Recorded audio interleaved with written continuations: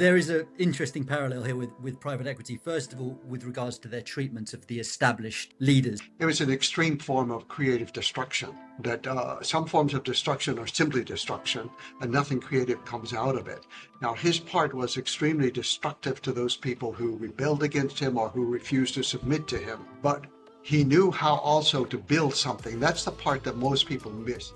First of all, if you have an army of 100,000 and you have a nation of 1 million, how are you going to conquer a country of 10 million? Or 20, or 50, or 100 million. Mongols had turned from warriors into shareholders, but they had no skill or apparent desire to become merchants themselves. Found them that the women were much better at organizing economic activities. And in particular, they were the ones running this sort of private equity. It's really very, very much like private equity of the time. ortōq was a private enterprise that the queen would run in conjunction with merchants. Long-term relationship between the various queens and various specific Muslim merchants. And the queen would supply the capital, she would give him the money, and it would take 2 to 3 years for him to get back. They're managing the known world as a kind of a large family office. So but for a while, they had a globally diversified investment portfolio and they could call on expertise and resources from thousands of miles away. I think this goes back to his mother, who was a very successful private equity investor with her ortōq. And his mother just kind of jerked his chain one day. And she said, "You go there, you straighten this place out now." They raised the whole prestige or status of economic activity. With most civilizations, they fall from internal problems. They don't fall from the barbarians at the gate or coming across the Great Wall. No, the barbarians are coming across the wall because the society is already weak, the culture is in decline, the country is degenerate in some way. You're listening to Fund Shack. I'm Ross Butler, and today I have the pleasure of speaking with Jack Weatherford. He's a professor of anthropology, a historian, and a best-selling author of books such as The History of Money and the New York Times bestseller Genghis Khan and the Making of the Modern World. Jack, as I was just saying to you, you're something of an unusual guest for us because Fund Shack primarily covers modern corporate finance and private equity. But I feel that to really understand something, you need to try and step back and look at it from as many different perspectives as possible. And I'd say there's some scientific grounding for this because there's this concept of consilience, whereby if you get the same result when looking at similar systems that are fundamentally unrelated, then you know that you're onto something. Then you know that you've probably got a successful strategy. Yes. And when I was reading your wonderful book about Genghis Khan, the whole way through, really, I was seeing parallels to the successful management of modern businesses, of complex organizations, and actually as well to private equity specifically. There is also something of a slightly more, frivolous angle here, but actually even that has depth, which is that Genghis Khan is typically seen as like the quintessential barbarian, a barbaric character. And it just so happens that the classic text on private equity was written about 30 years ago. It was called Barbarians at the Gates, which is just a metaphor. But actually that kind of moniker has stuck. And the reputation of private equity and the public perception of it can be quite negative. And I do see a link there as well. And it could be something like the denigration of civilizing forces and forces for upward mobility by the establishment elite. And so I think there are parallels that run through this. But I was just absolutely amazed when I was reading your book at my fundamental misunderstanding of the huge role that Genghis Khan played in the making of the modern world. You call him the first modern man. And really his legacy gave rise to, you claim the Renaissance even, and I guess even the Enlightenment. So maybe could we start with, how on earth did this happen? This man living in the middle of nowhere, with, living surrounded by kind of tribal chaos, really. How is it that he managed to kind of have this intellectual leap that allowed him to kind of harness the knowledge of the world, I suppose? It's a good question, Ross. It's also a very difficult one to answer, even after all the time that I've spent thinking about this. And there's something obviously very unusual about him. I would even say unique about him in history. And in some ways, he embodies things that we think we all embody, like, oh yeah, we learn from our errors, and yeah, we just we value loyalty, and we, but in truth, we often don't do these things. We make an error and then we often repeat it another 10 or 20 times, thinking it's going to work. I understand this. It's going to work. It's going to work. He was very clever, though, in learning that to stay alive, you had to really master your mistakes. You had to look at them straight in the face and you had to change it the next time. So if you're being chased by another tribe and you're hiding behind a rock, and then suddenly they detect you, there was something wrong in the way you were hiding or the place you were hiding. You better figure that out. Otherwise, you're going to get killed. So it was a matter of life and death for him. And he became extremely good. And he had, I would almost say, a humble kind of opinion of himself, and that he did not think he was always right. He did not think that he knew everything to do.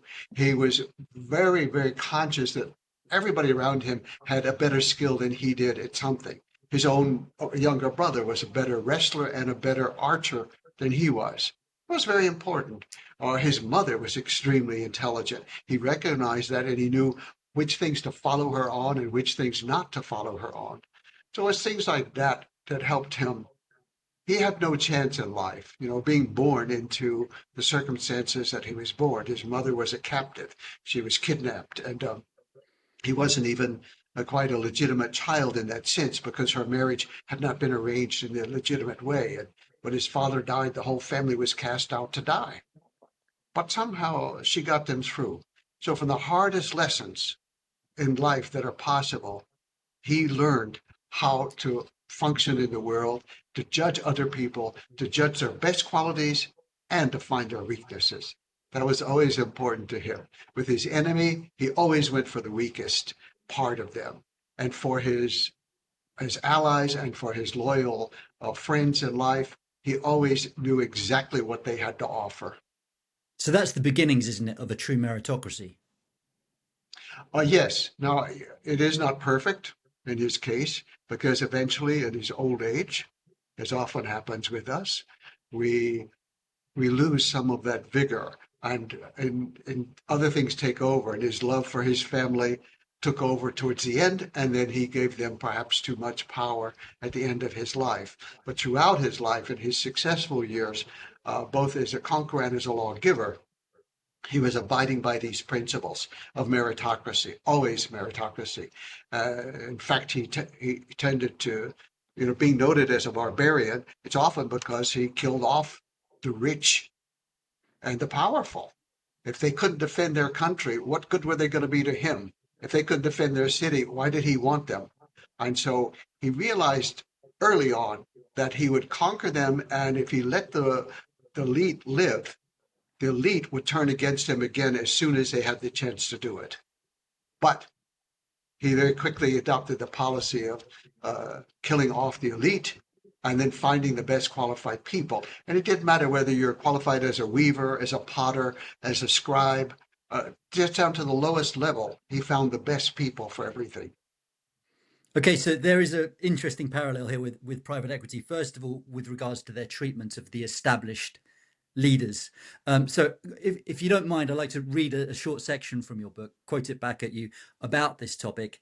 You say the Mongols particularly needed merchants, cameleers, and people who spoke multiple languages, as well as craftsmen. These workers would be put to use by the Mongols, who themselves practiced no crafts other than war, herding, and hunting. And I smiled at that because private equity investors, they're not managers of businesses, they're owners of businesses. And what they're looking for are highly competent people, knowledge workers. They're looking for good ideas. And then you say, and then you talk about the treatment of the aristocracy, and actually the treatment of CEOs and experienced finance directors of private equity can actually be quite dismissive in a similar way. So you put the it was often complained about the lack of respect that Mongols showed the aristocratic people. The lowest ranking Mongol could walk in front of visiting kings and queens and speak rudely to them. And unfortunately, that is often the case with private equity firms. You get some quite young, private equity associates. And because they're the owners of large businesses, they can treat the CEOs of those businesses really quite dismissively. And actually, they've got the power to get rid of them. And so it's a kind of a brutal meritocracy which is in some senses kind of a real a tool for social upward mobility, but you put the establishments back up, and therefore you get a bad reputation. And so I found it amazing that Genghis Yes, Khan could conquer most of the known world, and yes. yet fail, I guess, fail to manage his, what's the word, posterity. But I think if you look at his financial impact or just the general impact, it was an extreme form of creative destruction. That some forms of destruction are simply destruction and nothing creative comes out of it.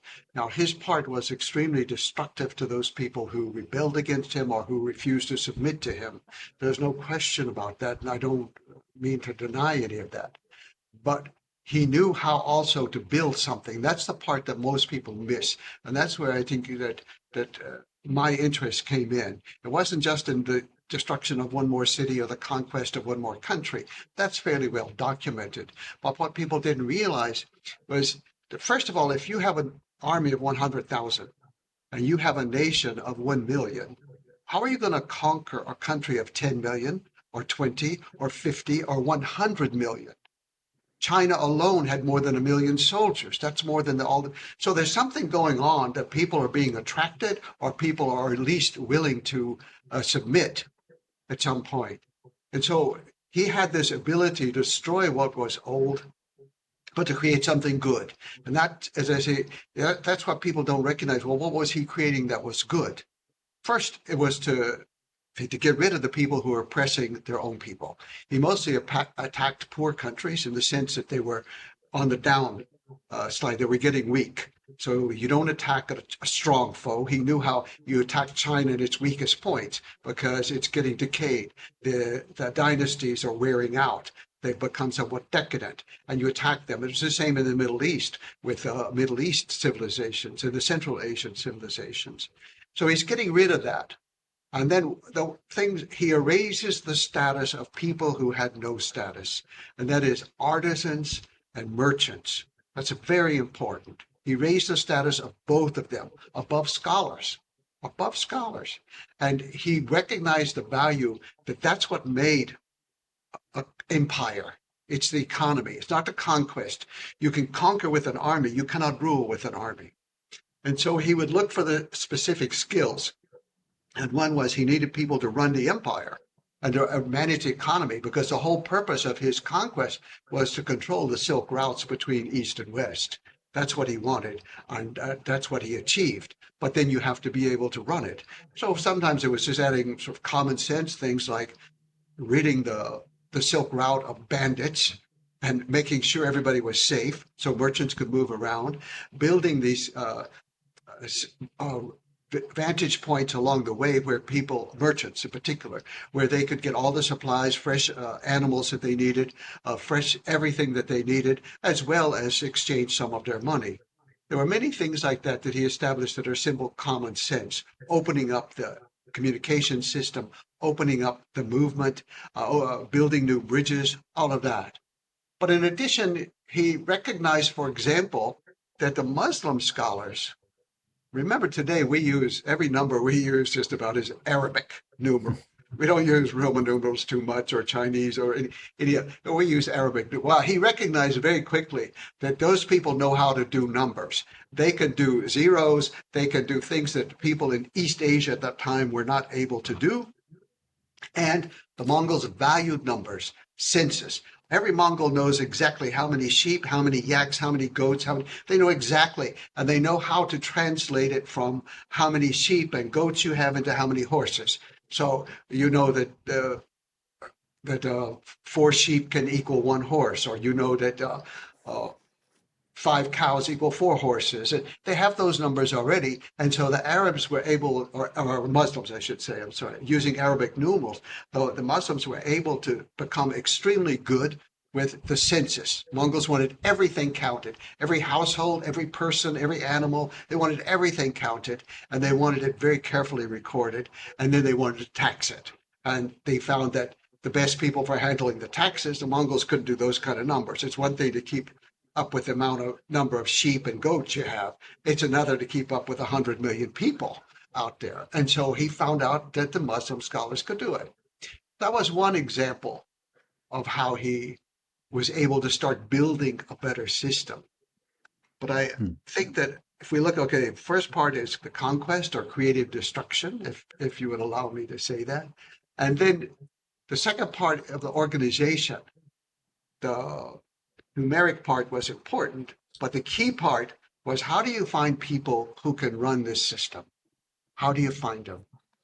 And he found them in the women of his nation. He found them that the women were much better at organizing economic activities. And in particular, they were the ones running this sort of private equity. It's really very, very much like private equity of the time. If you can imagine, he's bringing in so much wealth into Mongolia, this land of people living in tents and herding animals. And no matter how big your tent is and how much silk you use to make it, there's only so much wealth you can put in that tent. You can just wear so much gold. You're not going to need a marble staircase. You're not going to have gold statues to move around in your tent from place to place. And so there was some need to do something. And he recognized that the turnover of money was extremely important. As his son later, a good day, said, doesn't matter if I give away all this money, it's going to come back to me. If it goes out, it comes back. And so Genghis Khan turned it over to the women, to the queens, his wives, the four wives, and also to his daughters. They were the ones who organized. Today, I think the term would be private equity, but at that time we had a Mongolian word for it, of course, and it was called ortōq, ortoq, ortōq. Ortōq was a private enterprise that the queen would run in conjunction with merchants, or a merchant or a set of merchants, and it would usually be a Muslim merchant because of their ability, sometimes with an Indian merchant or a few other people. But primarily, there was long-term relationship between the various queens and various specific Muslim merchants. And the queen would supply the capital, she would give him the money, and it would take 2 to 3 years for him to get back. But to my knowledge, no one ever failed to get back with what the part that was owed. And the queens were extremely generous to the merchants. She wasn't trying to extract every Mm. last Mm. ounce of silver or gold out of them. They were extremely good. And so this system went on for 3 generations.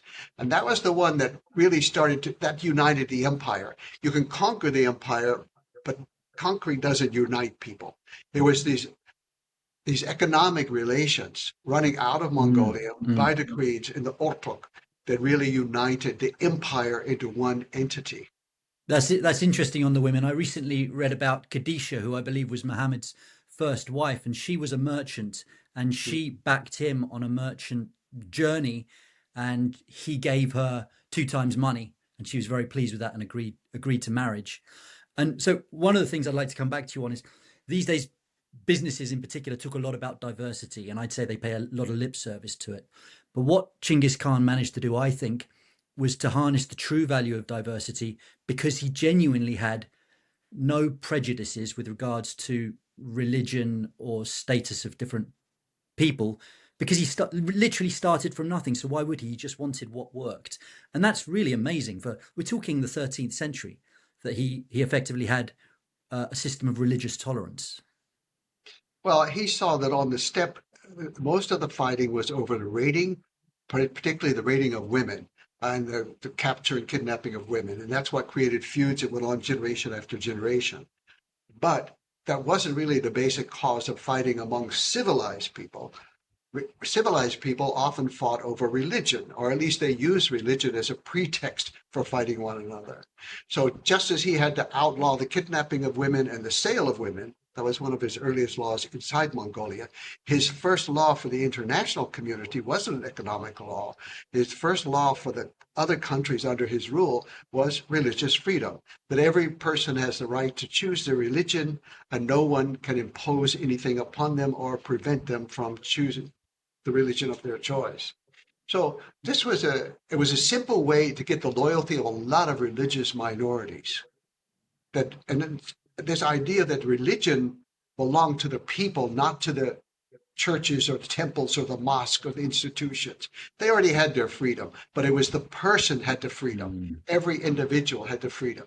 So that was extremely attractive to a lot of people. And especially it went well with the economic ideas of the time and with trade, because then merchants of different kind of religions were suddenly able to deal with one another on an equal basis without fear. And I think this was extremely important in creating support among the general population, particularly from the merchant class and also from people who had skills, any kind of artisan. I'm going to read your book again. Now back to the point on private equity that you made. Um, Through their shares, so this is the system that you mentioned, the Mongol system of sharing the booty, The I suppose. ortōq, ortōq. Yeah, the ortōq. Uh, Through their shares, the members of the Mongol royal family controlled much of the production throughout Eurasia, but they depended on the merchant class to transport and sell these wares.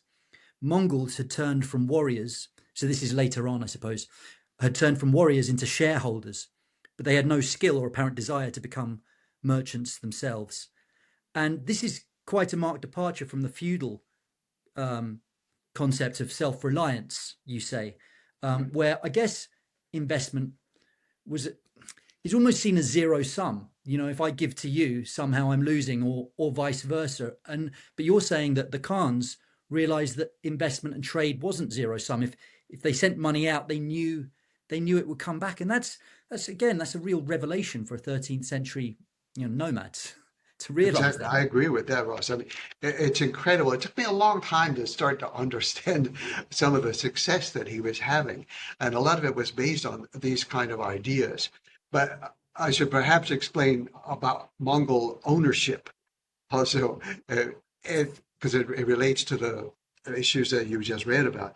Under the Mongol system, the royal family pretty much owned the world in a certain way. I mean, you still had private property and all, but they didn't describe it in terms of land. It was always in terms of waters and people.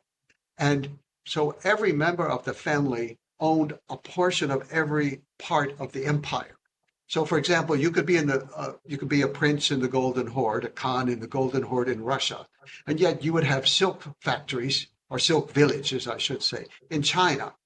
And at the same time, a Mongol aristocrat or a Khan, such as Genghis Khan's grandson, Kublai Khan demanded soldiers from Russia, Ossetians and Kipchak soldiers from Russia. And so the soldiers would come from Russia into China, and they formed a private bodyguard for him. He was sending back porcelains were hard to transport, but the silks and the other productions out of China. And they would have workshops in Iran, workshops in Iraq, workshops in China. All this was being traded back and forth. Now, the system had its problems. As it was set up at first, it worked very well during the lifetime of Genghis Khan, because primarily he's in control. He's the figure who has all the power. And then even under his son Lagude, and then Lagude's wife, Dorogen, she ruled the empire for 5 years after her husband died. And under those people, it was all working very well. But the problem is, with every family, by the time you get to the grandchildren and the great-grandchildren, so they're sitting on their estates now and riding their horses out hunting and using their falcons, or in the case of Kublai Khan, he had trained leopards to go out and chase the animals for him, and he would ride on an elephant. And you're losing a little bit of what made the empire. The creative destruction is gone, and now you're starting to ossify a little bit. And that did happen later on. And also,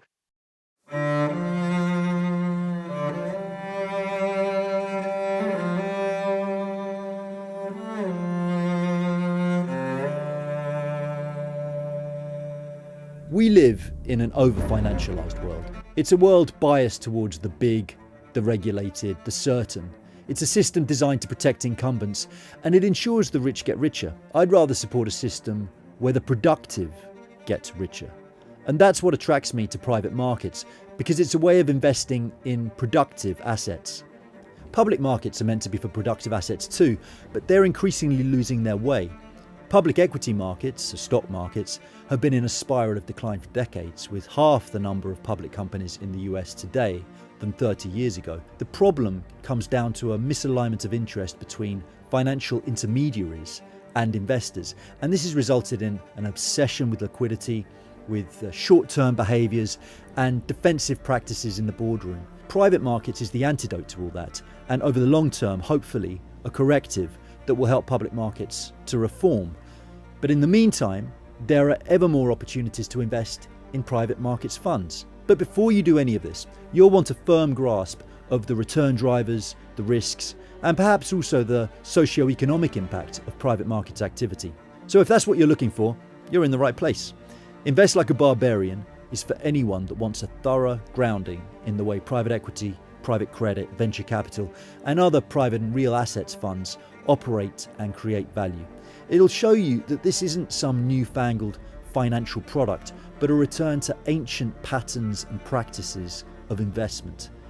So, whether you're an independent financial advisor, a private banker, a wealth manager, or an individual looking for better options for your savings and pension, Invest Like a Barbarian is a good place to start your journey into uncertainty, opportunity, and the real productive economy. In one or two generations, you have a kind of reasonable number of offspring. He had basically four sons, and then he had his daughters, which seemed to be about five daughters. But then you get to the next generation, and you're going to have about 100 people. So they're all owning property all over the world. It's getting very confusing. So after a while, the system did have its problems. And then Kublai Khan, the grandson again, he eventually, we would say, nationalized or took possession of all the ortōqs.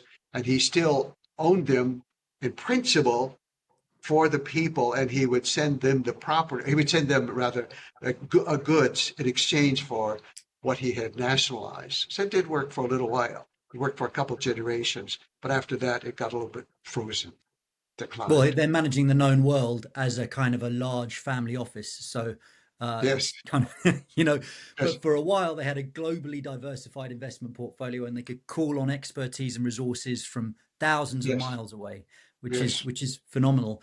Kublai Khan was also very, very interesting, and how because China was just so huge. I mean, the expanse that they conquered was huge, but China was already an incumbent, let's say, kind of civilization. And the way he appeared to do that from your book is through something like cultural assimilation, which again I would refer back to private equity. They're not looking to impose their culture on the businesses they buy, and a successful business needs a good culture. I think what I mean by that is that not every person in an organization needs to have a clear line of sight to the goal of that organization, but every person in that organization needs to at least know that they're part of a cohesive whole, I suppose. And that seems to be what Kublai Khan did very well in China.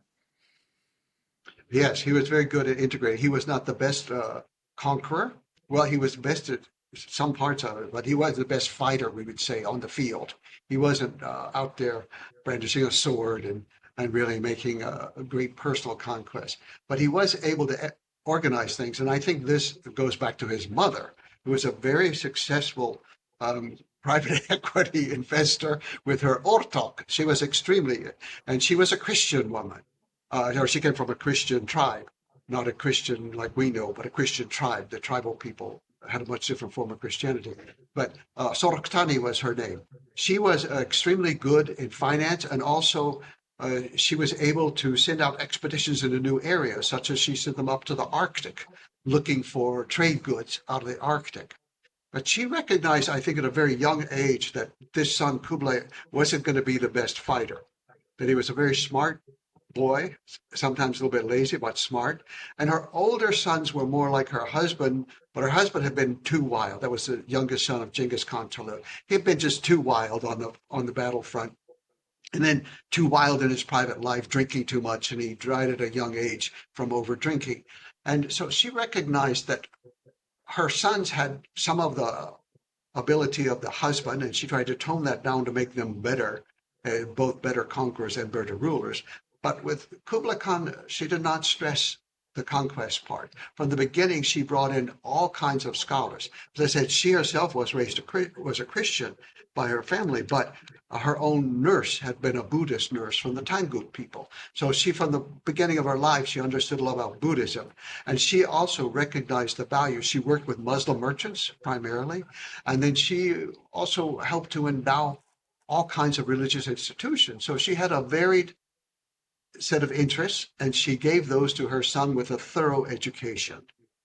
And then she gave him, because she was the regent over all of her deceased husband's property, which basically was Eastern Mongolia and northern China. So she's ruling over that. So she gave him a section of China to rule, and it just went to pot.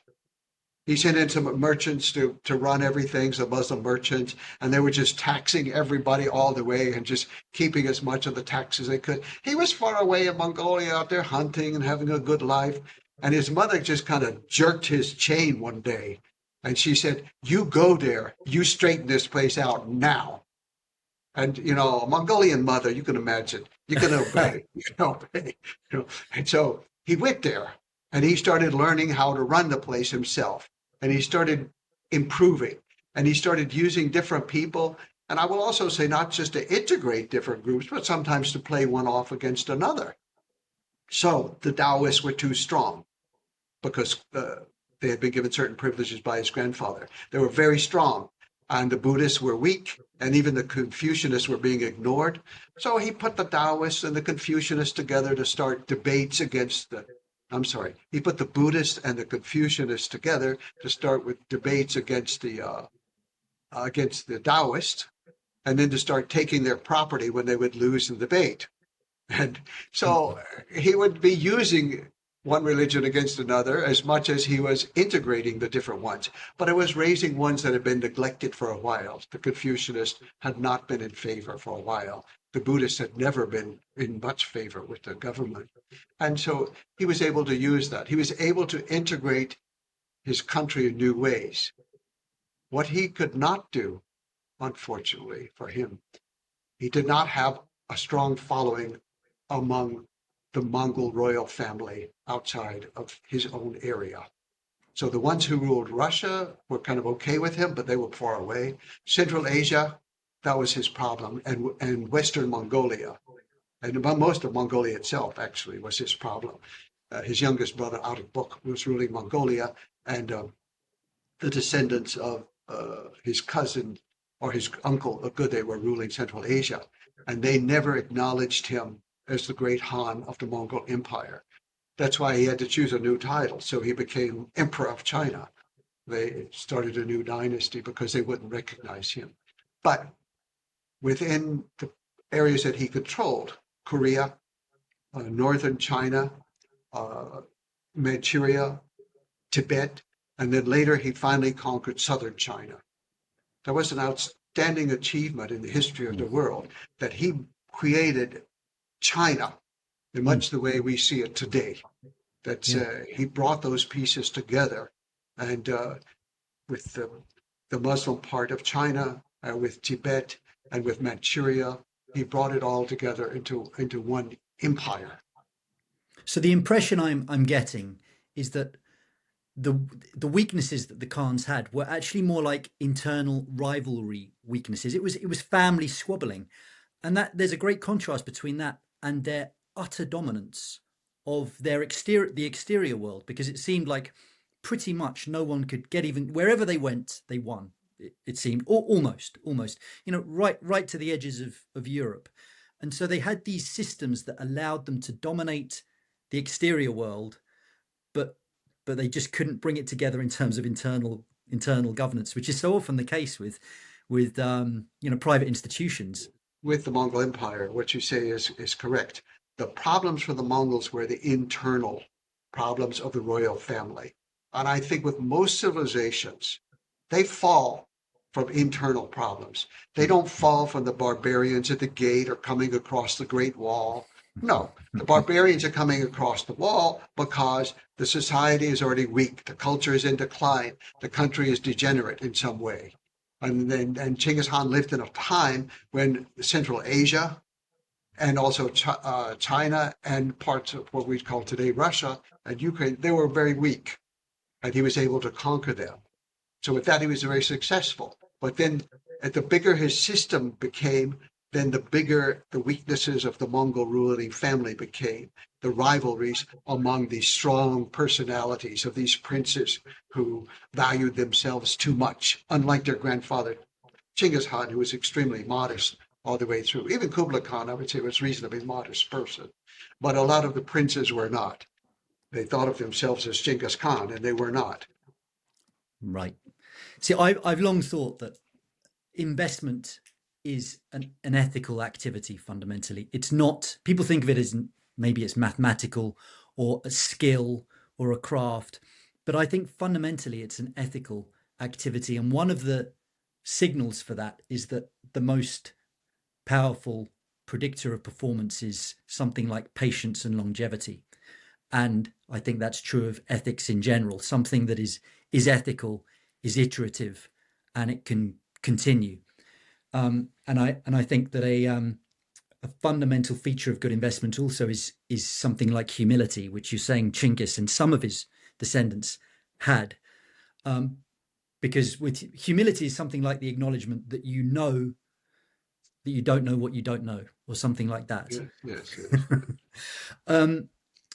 The other point I wanted to raise is that so the family itself couldn't hold together, but I guess what's more important to us is the endurance of the legacy that they left.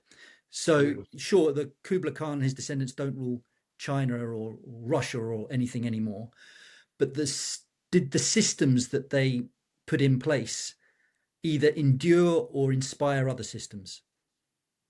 Yeah, I think that there was a real transition because they raised the whole prestige or status of economic activity. I think that that was a big change. And I think Kublai Khan was particularly instrumental in this. A lot of what he did failed. But I mentioned before, he nationalized or he took control of the ortōqs. He took them away from they had been ruled by women. He took them away and he made them a part of the national treasury. And then he would distribute the dividends, we might say, from these holdings. Part of that was he had to do it because he lost control of the Silk Route. He couldn't control the Silk Route because his cousins controlled it in Central Asia, and therefore he couldn't send all these shipments of silks off to Russia and off to the Middle East. He couldn't handle the trade. So for about 20 years, the trade was really stifled there. But he developed a way of, okay, once he developed an army to conquer South uh, China, which itself was a huge innovation developed a navy to conquer South China. Then he conquered it, and he also conquered a lot more ships. He had the world's largest navy, and he immediately applied that navy to using a merchant marine to connect Persia with China.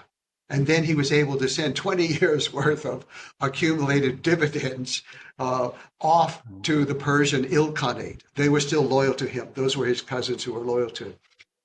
And in fact, the first convoy to go, Marco Polo was on that, and his father and his uncle, the three of them. You know, when they went to China, they had to go over land. They couldn't go by sea. And when they came back 17 years later, they came by sea on the ship of Kublai Khan, all the way to Persia, to Hormuz. And so he was uniting the world, but he also he inspired a vision. Part of it you can just see if you read the part of Marco Polo about paper money. It's just he raps on and on and on about the wonders of paper money and what it is. He introduced a whole new idea that people couldn't imagine. Money from mulberry bark, it's paper, it's but it's an idea, and Marco Polo understood it. He was a merchant, and he conveyed that idea. But Was also, that Kublai Khan's idea?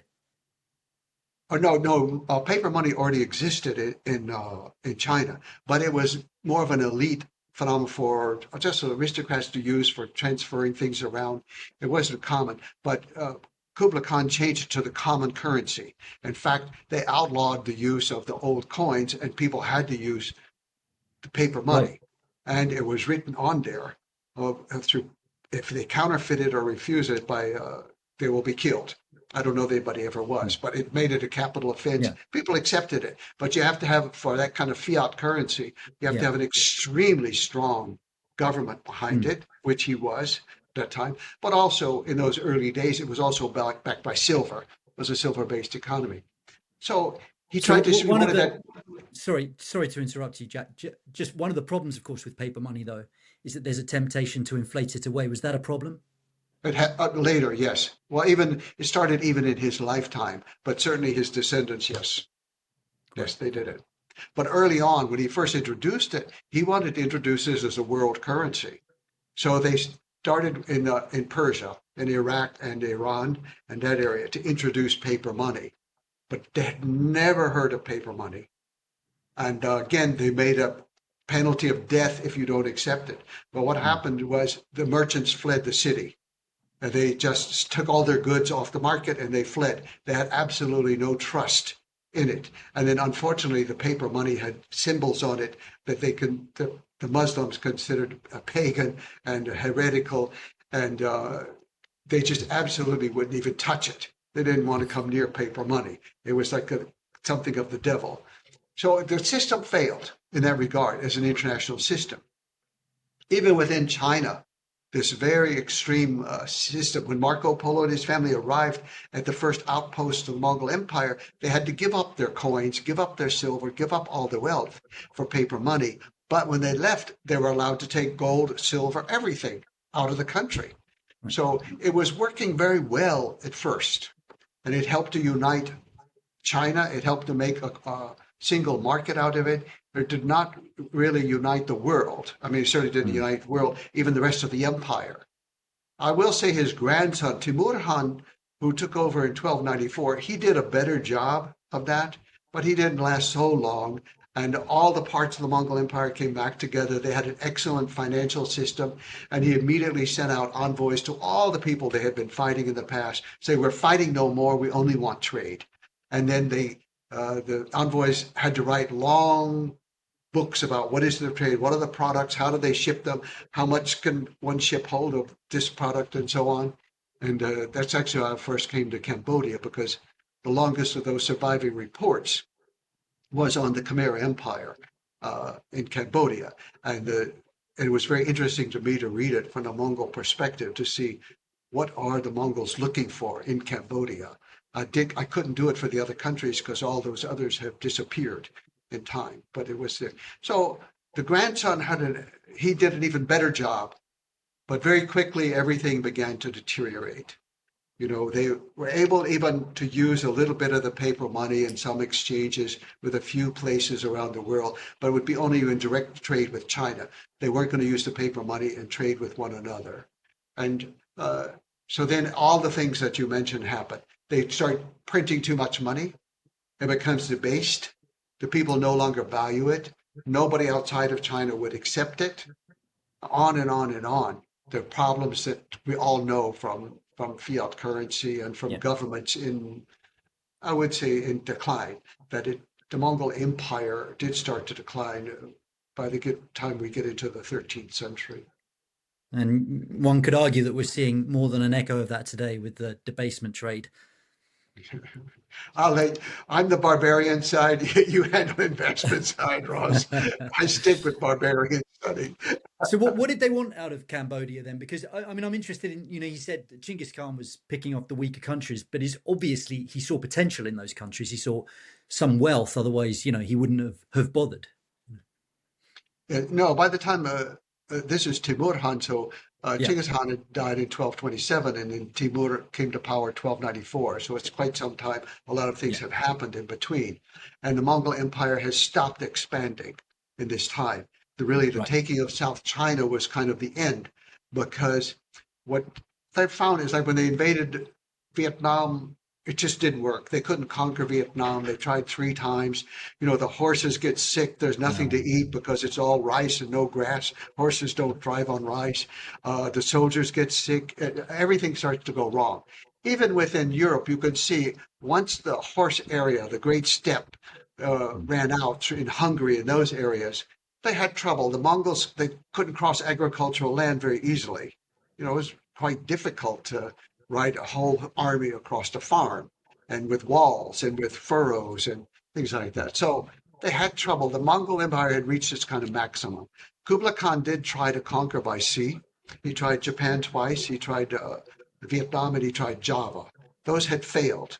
But the odd part was he was using the old Mongol mentality of you conquer them to make them part of your commercial and political empire. But he controlled the sea. That's what his grandson recognized. If you control the sea, you don't need to control Japan. You don't need to Yeah, control Java. If you have the sea, you have everything. yeah. And that was the importance of Timur's realization. And then within Cambodia, one of the things was pharmaceuticals, particularly for the Chinese market. There was a heavy number of pharmaceuticals. And then one of the things I find rather odd, but tremendous amount of honey was being exported out, but also a lot of gum and resin products that were used to make lacquer, and also even precious woods that were used for various things to make incense. So all of this was being exported out. They weren't exporting out massive amounts of rice or fruit. That sort of stuff was not worth the trip. Mm, mm. Whereas something more valuable like pharmaceuticals, but also ivory and rhinoceros horn. At that time, there were rhinoceros in Cambodia. So rhinoceros horn and ivory from elephants, all these things. Deer skins, a lot of deer skins were being exported. So this really is the start of global trade. What influence did all this have on Europe? My education is very Western centric, and I think of the Renaissance and the Enlightenment as purely Western phenomenon. Am I wrong? No, I would say that Europe benefited the most, and that they did not have to go through the creative destruction part too much. I mean, Hungary certainly did. Budapest certainly did. Transylvania, uh, parts of most of Poland was overrun, and the Teutonic Knights were destroyed. But this part was perhaps a creative destruction because they destroyed the old knight system of Europe. That was the end. The Mongols killed them off. They were out there with that heavy armor and the Mongol way of fighting. They just killed them off. And so that was the end. The Templar Knights and all these organizations that had been so powerful in the northern knights of Europe were destroyed. And that did allow for a lot of change. But the Europeans still benefited tremendously. And to go back to the example of Marco Polo in the time of Kublai Khan, to my knowledge, before the Marco Polo's father and uncle went from Venice to China and then back again, I don't know of any merchant who had done that. Perhaps they did, uh, and we just don't know about it, but they didn't write a book. But from the time of Kublai Khan until today, Europe and Asia have been united in trade, sometimes in war, but in trade, back and forth, back and forth. And within that, there was very little that Asia had to gain from Europe.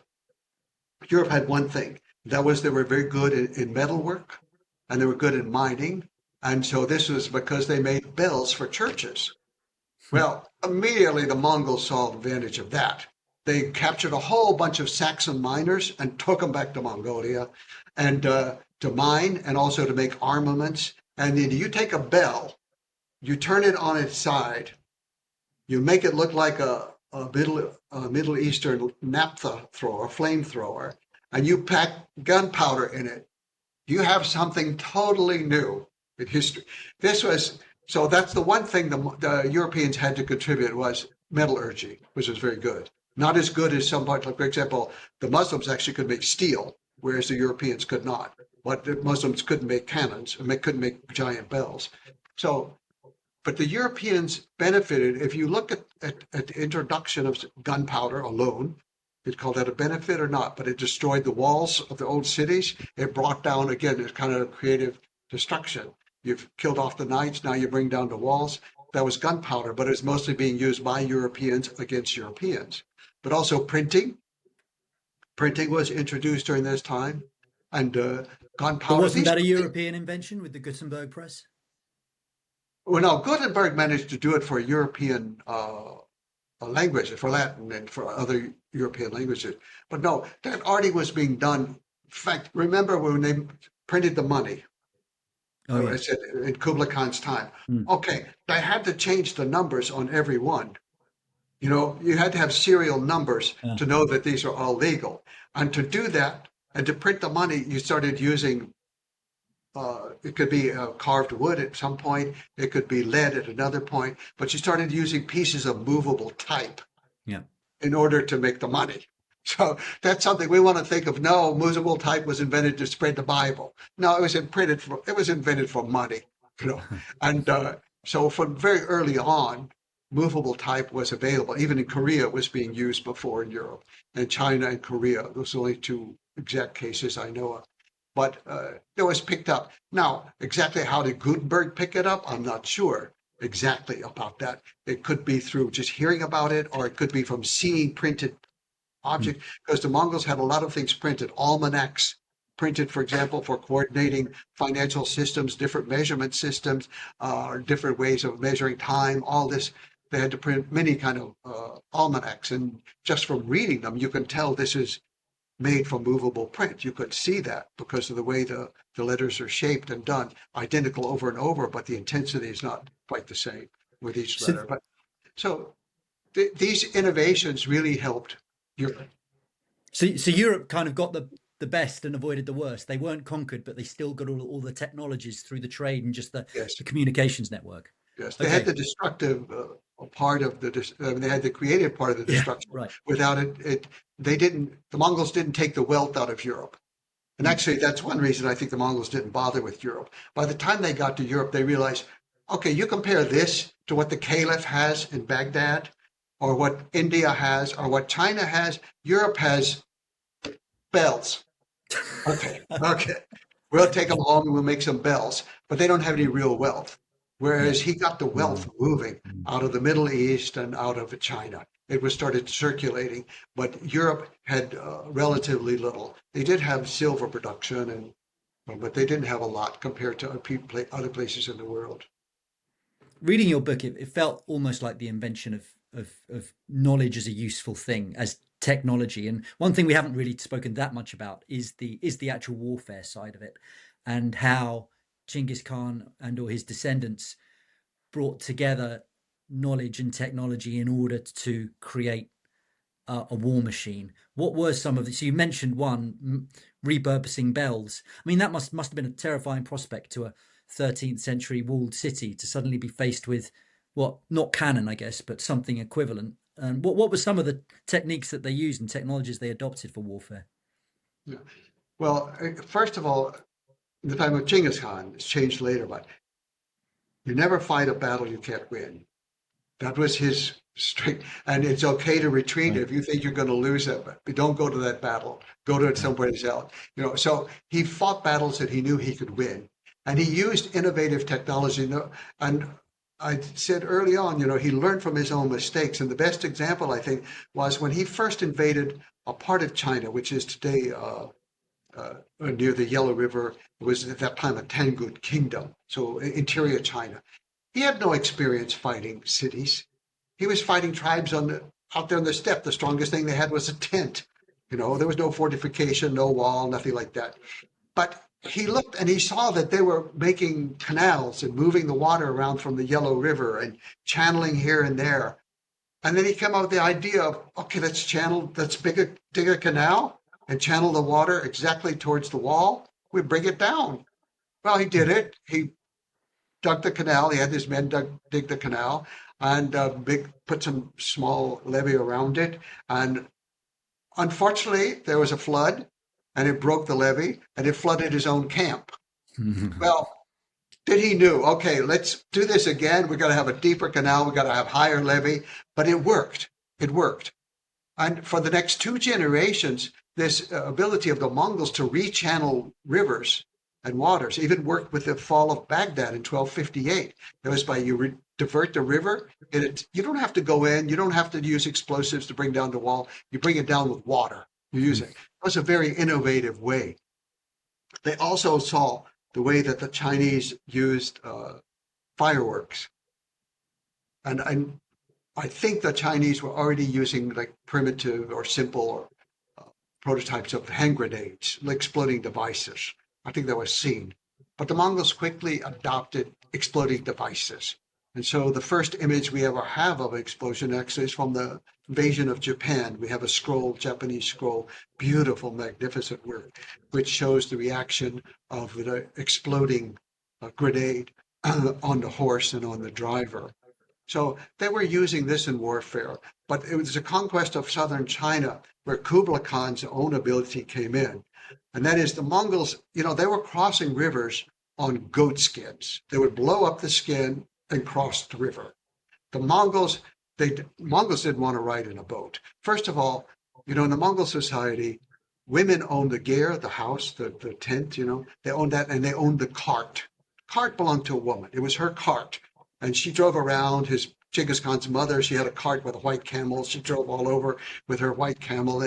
Yeah, but a man would never do that. If a man had to help move a cart, he would be on his horse and they would pull it or guide it. He would guide the ox pulling it. He wouldn't get in it. Only if he's extremely sick and dying would he be put in a cart. And so a boat is kind of like just a floating cart.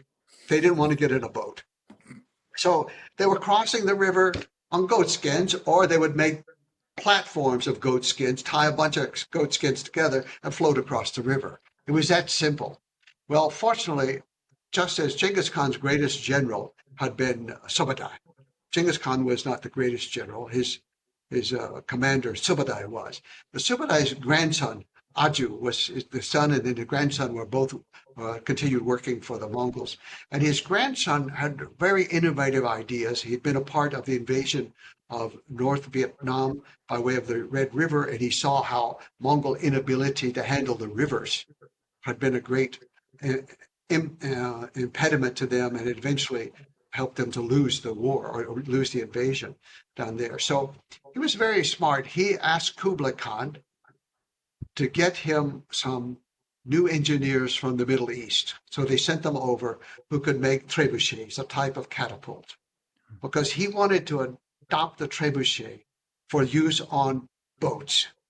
Well, to my knowledge, no one had done that there, and it took a while to figure out how to do it. How big can the trebuchet be? How big does the boat have to be? How heavy of a rock can you carry? But Aju had seen in his own investigations of the Chinese civilization that they always defended themselves very strongly on the land side.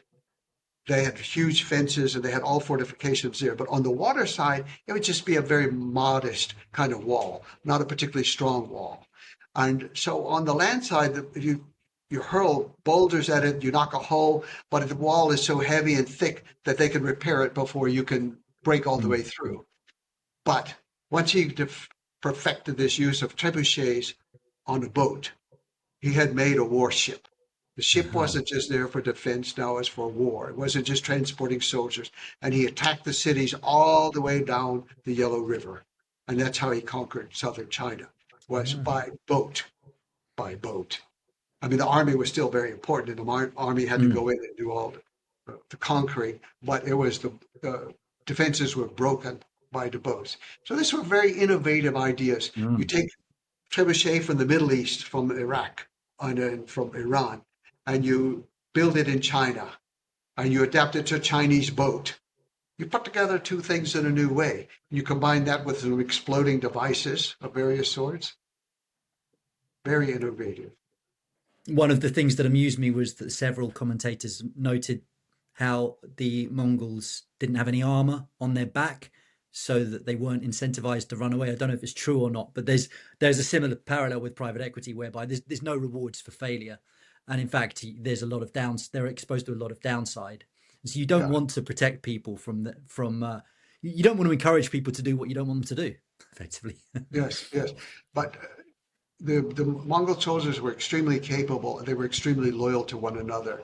And part of that was enforced from the beginning. Genghis Khan said, he divided his army into groups of 10. So 10 soldiers in a squad, 10 squads in a company, and 10 companies, a battalion, and so on. And he said, those 10 people are responsible for each other. You come back alive or with the body. You never, ever leave one of your comrades back. And so this gave the people great power. They knew that no matter what happened, they were coming back. They were coming back. And they had Yeah. these very innovative things. Every soldier had to have 5 horses. And so when they moved through, because they would change the horses as they moved along. But then how do you keep them all together? Well, the soldiers, each unit had its own banner.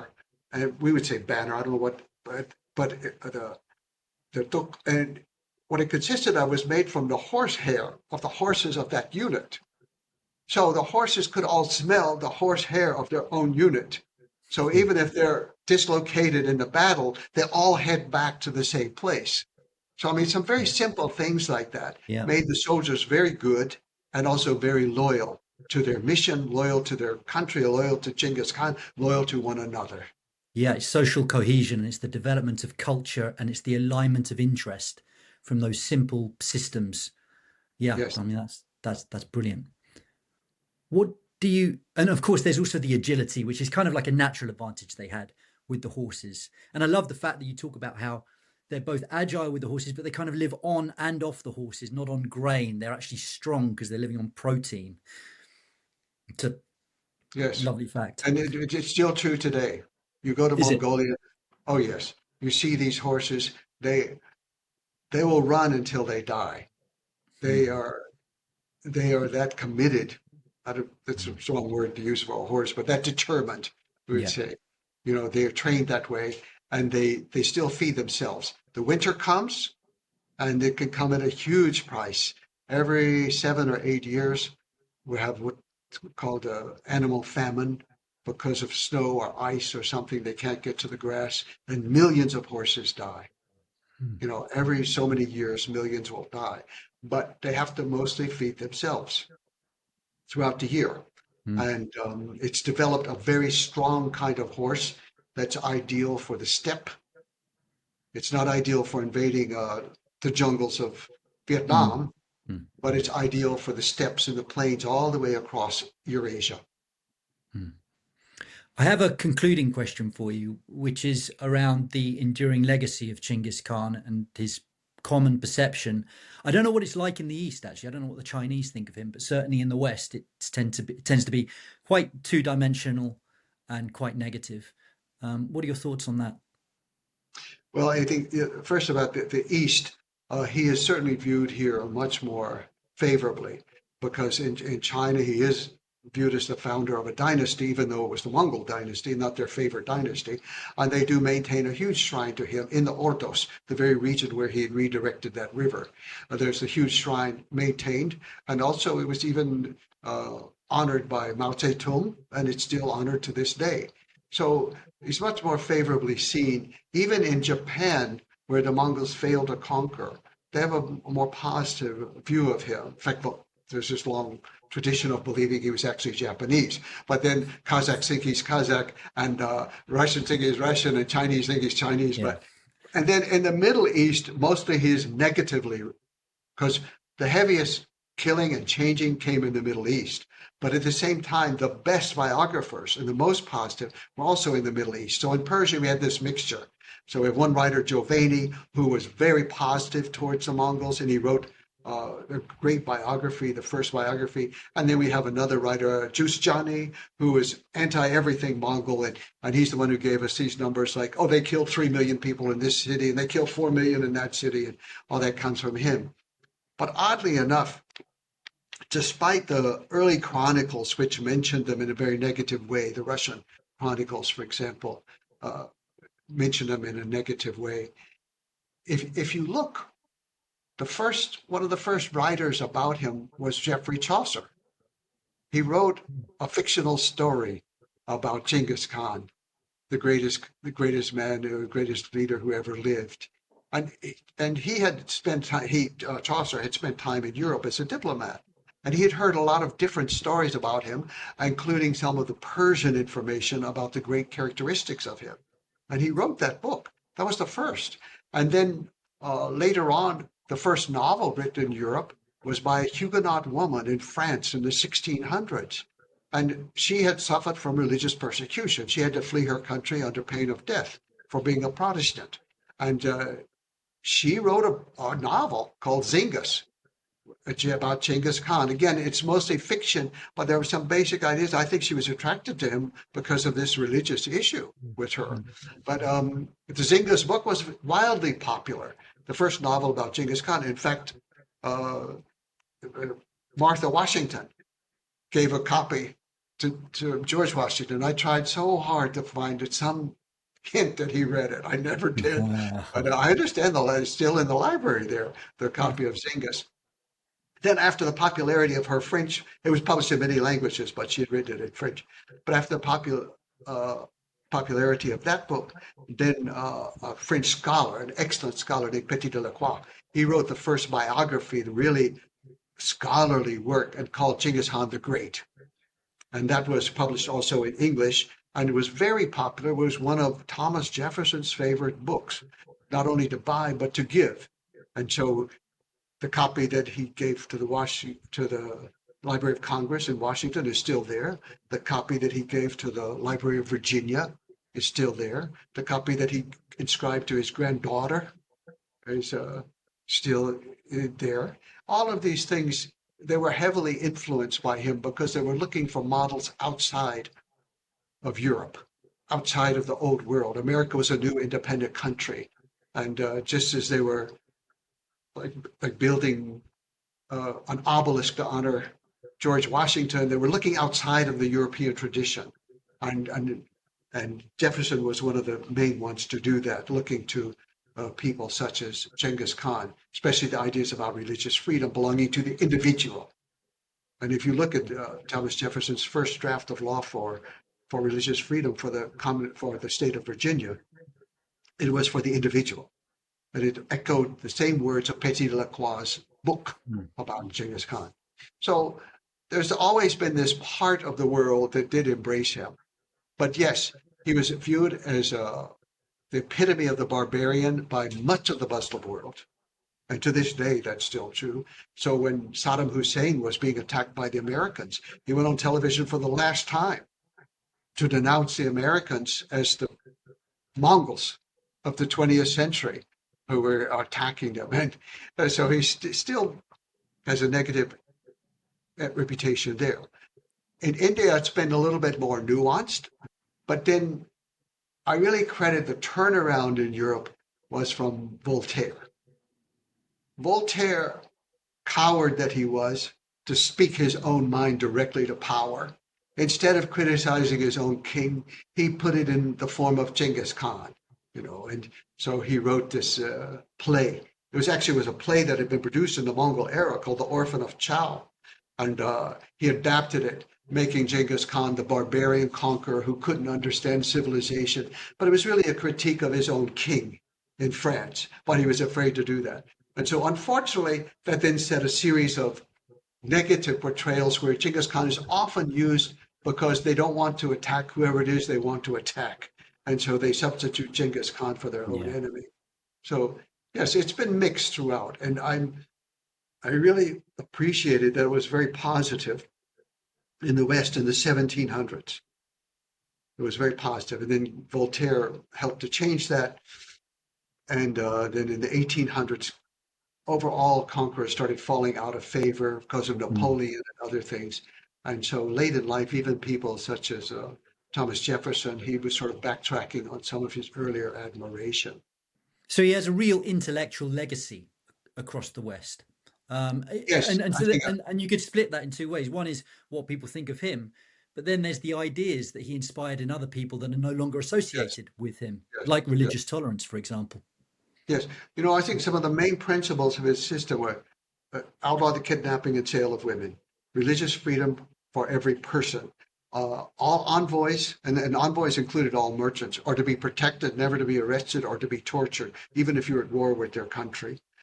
This diplomatic immunity, every country in the world embraces those ideas today, just about. We all embrace religious freedom. We all embrace the rights of women to be protected. We all embrace the rights of every day, women are kidnapped around the world. Every week, some envoy is harmed, shot, arrested. Something happens to them somewhere in the world, or to a merchant somewhere in the world. Every day, people are being persecuted for their religious beliefs around the world. many, many different countries. So we still haven't caught up to the ideas of Genghis Khan. He was ahead of not only his time, but our time. We embrace those ideas, not even knowing where they came from, not even knowing where diplomatic community came from, or not knowing where the religious freedom of the individual came from. We always talk about religious institutions, but no, it's individual. We don't know where they came from. So we don't even know these ideas, and they're still not being realized. We give them lip service, and we don't actually do them. For envoys, for women, for merchants, for religious freedom, for minorities, all of that. He was a man ahead of our time, our time. Jack, that's a fantastic place to leave it. Let me just encourage everyone to get your book, Genghis Khan and the Making of the Modern World. It's a great read, exciting read. Thanks so much for sparing your thoughts for us. Stay on the line, but for now, let me just say thanks very much. Thank you, Ross, and I'll see you in Mongolia. Absolutely, I'm coming. You've been listening to the Fun Shack podcast. Wherever you're listening or watching, please click follow or subscribe. That's all I ask. Thanks for listening.